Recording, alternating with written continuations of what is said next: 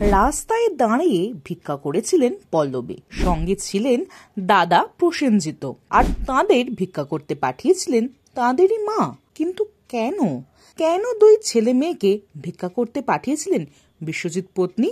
কি দোষ ছিল তাদের? তখন প্রসেনজিৎ চ্যাটার্জি এবং তাঁর বোন পল্লবী চ্যাটার্জি অনেকটাই ছোট ছিলেন। বাবা বড় স্টার হওয়ায় তাদের মা সবসময় তাদের কড়া শাসনে রাখতেন, পাছে আর বাকি স্টার কিডদের মতো তাদের সন্তানেরাও না বেপরোয়া হয়ে যায়। বেশিরভাগ সময়টাই তাঁরা বাড়ির চার দেওয়ালের মধ্যেই খেলাধুলা করতেন।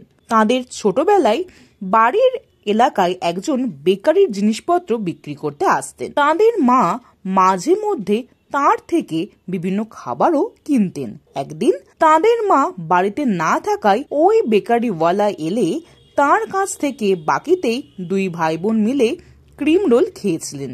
ভেবেছিলেন পরে মাকে বলবেন, কিন্তু ছোট মানুষ হওয়ায় খেলার ছলে তা ভুলেও যায়। এই ঘটনার কিছুদিন পর যখন ওই বিক্রেতা আবারও তাদের বাড়িতে আসে, তখন বুম্বাদার মা কিছু কিনতে গেলেই বিষয়টা জানাজানি হয়। বিক্রেতা বলেন তার টাকা পাওনা আছে। দুই ভাই বোন তার থেকে ক্রিম রোল খেয়েছিল, সেই টাকাটা বাকি আছে।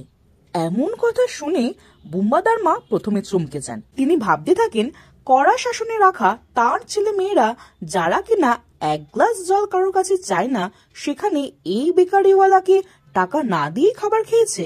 এমন অবস্থায় বাড়ির পরিচারিকাদের বলেন ছেলে মেয়েদের ছাদ থেকে ধরে আনতে। তাদেরকে ধরে আনতেই সেই বিক্রেতাকে দেখা সবকিছু মনে পড়ে যায় পল্লবীর। তাদের মা জিজ্ঞেস করে তারা খেয়েছে কিনা। সবার সামনেই বিষয়টাকে অস্বীকার করেন পল্লবী, বলেন তারা কিছুই খায়নি ওই বিক্রেতার থেকে।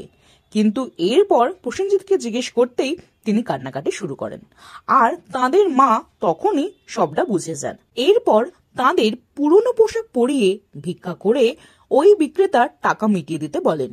বুম্বাদা লজ্জা পেলেও পল্লবী জোরে জোরে চিৎকার করে ভিক্ষা করতে থাকে। এইভাবে তারা প্রায় 20 টাকা পেয়েছিল। বেকারিওয়ালার টাকা মিটিয়ে দিয়ে বাকি টাকাটা নিজের কাছেই রেখে দিয়েছিলেন পল্লবী। এক সাক্ষাৎকারে ছোটবেলার এমনই এক মজার কথা শেয়ার করেছিলেন এই অভিনেত্রী।